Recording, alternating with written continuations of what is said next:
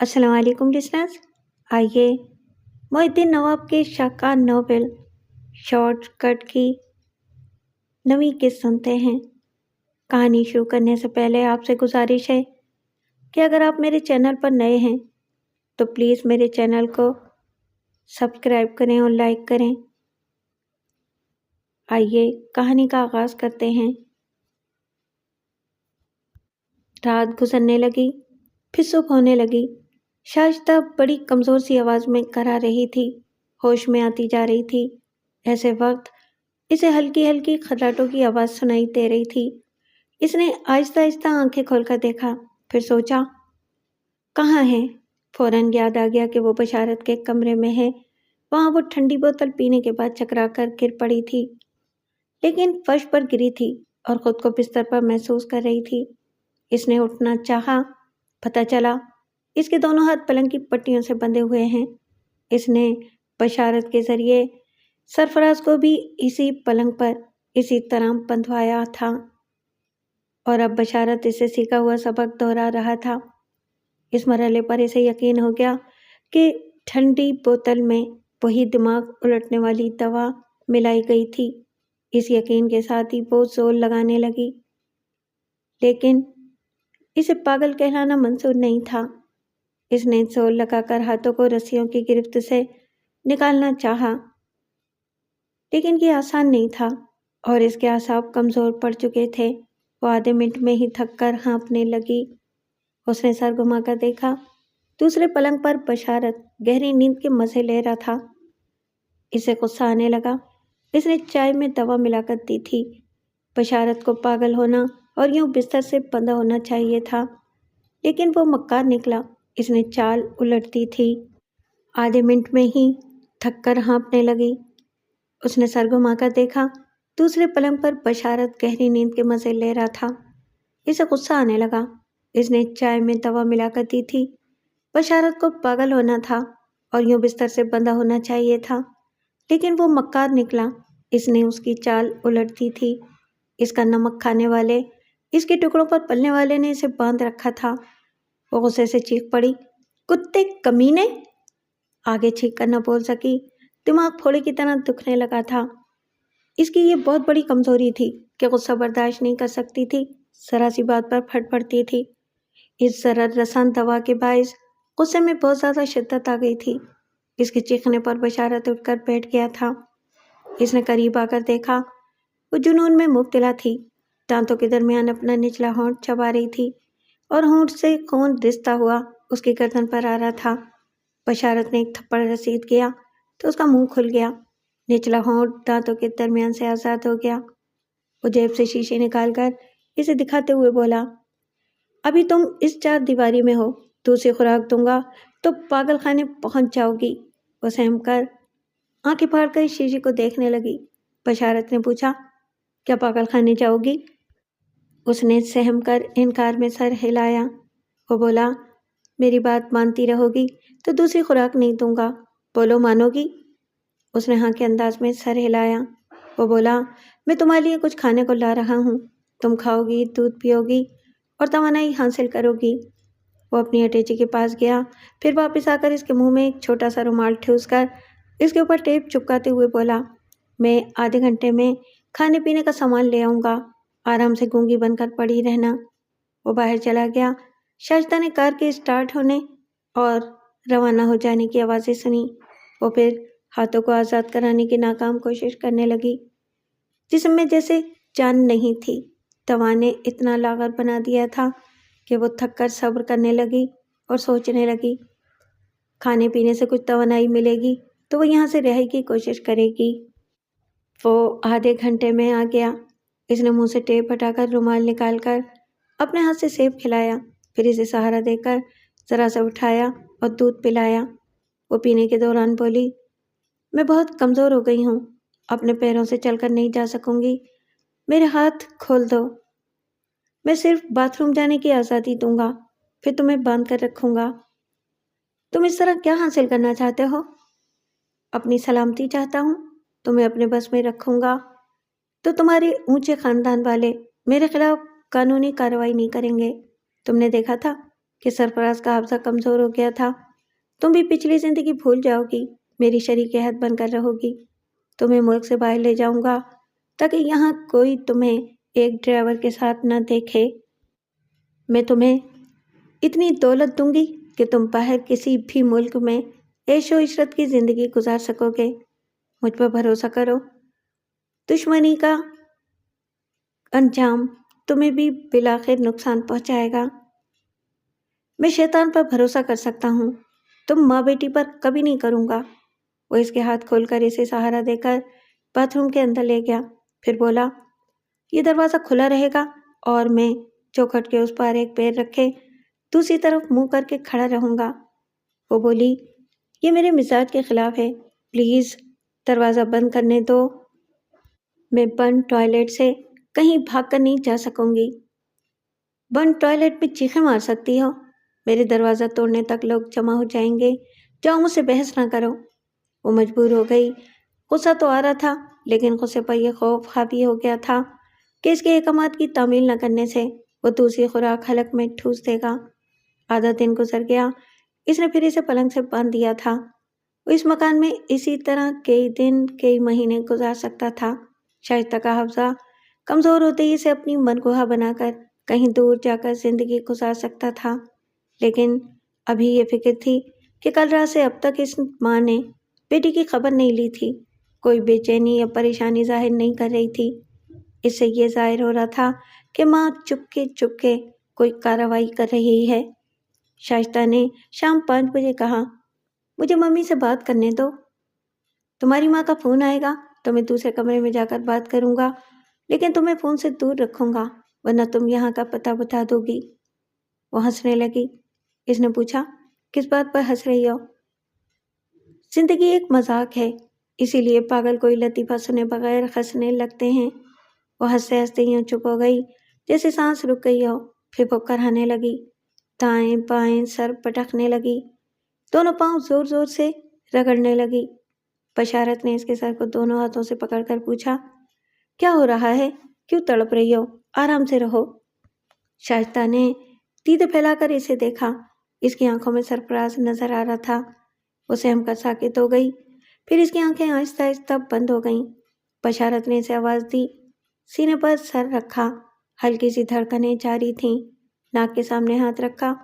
وہ سانس لے رہی تھی مگر غافل ہو گئی تھی، پتہ نہیں وہ بے ہوشی میں تھی یا عارضی غفلت۔ وہ پیچھے ہٹ کر دوسرے بستر پر بیٹھ گیا۔ اس حسن و شباب کو سامنے دیکھ کر یاد آیا کہ وہ اسے بری نیت سے نہیں دیکھ سکتا ہے اور ابھی اسے منقوہ بنانے کی بات سوچ رہا ہے تو یہ بھی نادانی ہے۔ اگر وہ اپنے اندر باپ کی آنکھیں رکھ کر اسے بیوی بنائے گا تو وہ آنکھیں اسے سکون سے رہنے نہیں دیں گی۔ وہ دوہری کیفیت میں بے شرمی سے جیتا اور شرم سے مرتا رہے گا۔ یہ منصوبہ بیکار ہو گیا کہ وہ ملک سے باہر اسے لے جائے گا اور اس کے ساتھ زندگی گزارے گا تو وہ آنکھیں اسے سکون سے رہنے نہیں دیں گی۔ وہ دوہری کیفیت میں بے شرمی سے جیتا اور شرم سے مرتا رہے گا۔ یہ منصوبہ بیکار ہو گیا کہ وہ ملک سے باہر اسے لے جائے گا اور اس کے ساتھ زندگی گزارے گا۔ کس حیثیت سے زندگی گزارے گا؟ کس حیثیت سے زندگی گزارے گا؟ آنکھوں کے حوالے سے باپ بن کر رہ پائے گا؟ یہ بڑا مذاق خیز خیال تھا۔ اب وہ دولت مند حسینہ پہاڑ لگ رہی تھی، اس کے سر پر رکھی رہتی اور استعمال میں نہ آتی، صرف اس کی دولت ہی کام آ سکتی تھی۔ اور اب یہ خوف کھانا فضول تھا کہ آئندہ چوری کے الزام میں پکڑا جائے گا۔ اس کی عقل نے سمجھایا، ٹھیک ہے انجام برا ہو سکتا ہے لیکن کہیں گمنامی کی زندگی گزار کر قانون کی گرفت سے محفوظ بھی رہ سکتا ہے۔ اس نے اٹیچی کھول کر نوٹوں کی گٹیاں گنی، پورے 5 لاکھ تھے، سیف میں بھی رقم تھی، آرام سے کہیں چھپ کر زندگی گزارنے کے لیے یہ دولت بہت تھی۔ تب اسے باپ کا خیال آیا، اس کی آواز سنائی دی، بشارے پتر کہاں ہے تو؟ وہ کسی منصوبے کو ایک پہلو سے کامیاب بناتا تھا تو دوسرے پہلو سے ناکامی سامنے آتی تھی۔ ابھی تو یہ آزادی تھی کہ وہ کسی بھی شہر سے باپ کے پاس رقم بھیجتا رہتا تھا۔ روبوش ہونے کے بعد وہ جہاں سے رقم منی آرڈر کرے گا वहाँ की पुलिस पीछे पड़ जाएगी। फिर माँ चल बसी थी। बाप भी चंद दिनों का मेहमान था। क्या आखिरी दिनों में बाप के सिराने नहीं रहेगा? वो कोठी वालों से और कानून के मुहाफिजों से नहीं, अपने बूढ़े बाप से मुंह छुपाने जाएगा। वो बचपन से बाप का लाडला था। उसने बाप के ख्वाबों की ताबीर पाने के लिए चौधरी का चैलेंज कबूल किया। पीनो जैसी महबूबा को छोड़ा, बाप से वादा करके शहर आया कि बड़ा आदमी बनेगा और पिंड में इसका सर ऊंचा करेगा। फिर इसे बाप की आवाज़ सुनाई दी, बशारे, मेरा सर ऊंचा करने वाले, अपने मालिक की बेटी भगा कर लाया है। मेरा सर झुक रहा है पुत्र, मैं मिट्टी में रुलने वाला हूँ। इस बार वो चौंक गया। बाप की आवाज़ ख्यालों में नहीं सुन रहा था। वो आवाज़ कमरे के बंद दरवाजे के बाहर से आ रही थी। वो उछलकर खड़ा हो गया, हैरानी और परेशानी से दरवाजे को देखने लगा। दस्तक की आवाज़ आई, फिर गाँव में चाचा की आवाज़ सुनाई दी। वो कह रहा था, भतीजे, पिंड वालों की मासूमियत और गैरतमंदी की मिसालें दी जाती हैं। तूने हमारा नाम डबो दिया। मैं तेरे अब्बे को साथ लाया हूँ। बाहिरा बाप से आंखें मिला और इस बूढ़ी गर्दन को पकड़कर मट्टी में दबा दे, छुका दे। रशीदा की आवाज़ आई। वो कह रही थी, गाँव में अंदर से कोई आवाज़ नहीं आ रही है। मेरी बच्ची की खैरियत तो मालूम करो। शाइस्ता बेटी, तुम कहाँ हो? बाप ने आवाज़ दी, बशारे, चुप क्यों है? अपनी मालकन को आवाज़ दे। बशारत आकर दरवाजे पर दोनों बाजू फैलाकर क्यों लग गया, जैसे बाप से लिपट रहा हो। फिर बोला, अब्बे, ये दरवाज़ा बड़ा मेहरबान है, तेरे आने से पहले बंद हो गया है, वरना तुझसे नजरें मिलते ही मैं मर जाता। गामे ने कहा, बातें मत बना, बीबी जी को बाहर लेकर आ। ये बेहोश है, अभी होश में आते ही बाहर आ जाएगी। मगर चाचा, तू अब्बे को यहाँ लाकर मुझे बेमौत मार रहा है। कितनी गैरत और शराफत के साथ पिंड से निकला था, कितना बेगैरत और जलील होकर बाप से मुंह छुपा रहा हूँ। बाप की कमजोर सी आवाज़ सुनाई दी, पुत्र, मुझसे तो खड़ा भी नहीं रहा जाता, तूने कमर तोड़ दी है। मैं ज़मीन पर बैठ गया हूँ। खुदा से आखिरी दुआ मांग रहा हूँ कि दरवाज़ा खुलने और बेटे का मुंह देखने से पहले मेरे मालिक मुझे उठा ले। मुझे मौत नहीं देता तो आंखों का नूर छीन ले। लोग बेटों को आंखों का नूर कहते हैं, मगर मैं बेटे को देखने से पहले अंधा हो जाना चाहता हूँ। वो बूढ़े बाप की एक एक बात पर तड़प रहा था। उसने पलंग के पास आकर शाइस्ता के हाथ खोल दिए, फिर ऊंची आवाज़ में कहा, मैंने बड़ा आदमी बनने के लिए, तेरे ख्वाब पूरे करने के लिए शॉर्टकट इख्तियार किया था। ये रास्ता यहाँ आकर ख़त्म हो रहा है। बाहर रशीदा बेगम का रवायती इंतकाम है, मौत या कानून की हथकड़ियाँ। मैं हर पहलू से बाजी हार चुका हूँ। सोचता हूँ बाहर निकल कर तुझे और दुनिया वालों को क्या मुंह दिखाऊंगा। गामे ने कहा, दिखाना तो होगा, तुझे बाहर आना होगा। हाँ आऊँगा, आ रहा हूँ। उसने जेब से शीशी निकाली, इसे अपनी निगाहों के सामने लाकर कहा, आऊँगा, और ऐसे आऊँगा कि दुनिया मुझे देखे, लेकिन मैं होशो हवास में किसी और को न देखूं। मुंह और कैसे छुपाते हैं? शम वालियाँ आंचल में चेहरा छुपाती हैं। शम वाले सर झुका लेते हैं या नजरें चुरा लेते हैं या आंखें बंद कर लेते हैं। बहुत ज़्यादा गैरतमंद हो तो आंखें फोड़ लेते हैं या जान दे देते हैं। ऐसा अंजाम तब होता है जब अक्ल पर पर्दा पड़ जाता है। आज तक मेरी अकल पर महावरतन पर्दा पड़ा रहा। अब इस दवा के जरिए अपनी अकल और अपने होशो हवास पर मुस्तकिल पर्दा डाल रहा हूँ। खुदा हाफिज अब्बे, खुदा हाफिज। उसने शीशी खोली, मुंह खोला और फिर रही सही सारी दवा अपने हलक में उंडेल ली। शीशे को खाली करके एक तरफ फेंक दिया। अगर वो किसी मशरूब में उसे मिलाकर पीता तो वो ज़रा देर से असर दिखाती, लेकिन खालिस दवा ज़ूद असर होती है। वो लड़खड़ा कर अटैची पर रखी हुई नोटों की गट्टियों पर आया। 5 लाख रुपए उसके चारों तरफ बिखरते चले गए। वो कह लगाने लगा। इसी वक्त शाइस्ता की आवाज़ सुनाई दी, कौन है? ये कौन हंस रहा है? वो उठकर बैठ गई। बशारत हंसते हंसते फर्श पर लौट रहा था। वो पलंग से उतरकर हंसते हुए बोली, देखो देखो, गधा ज़मीन पर लौट रहा है। रशीदे ने गामे को झंझोड़ कर कहा, मेरी बेटी की आवाज़ आ रही है, वो होश में आ गई है। शाइस्ता, दरवाज़ा खोलो, मैं तुम्हारी माँ बोल रही हूँ। وہ کمرے کے اندر ہنستے ہوئے بولی، باہر بھی ایک گدھی بول رہی ہے، ہاں ہاں ہاں ہاں ہاں۔ کامے دروازے پر ہاتھ مار مار کر کہہ رہا تھا، بشارے کیوں پاگلوں کی طرح ہنس رہا ہے؟ دروازہ کھول۔ بشارت نے شائستہ سے کہا، تجھے سنائی نہیں دیتا؟ دروازہ کھول۔ ابے جا، میں تیرے باپ کی ملازمہ نہیں ہوں، تو دروازہ کھول۔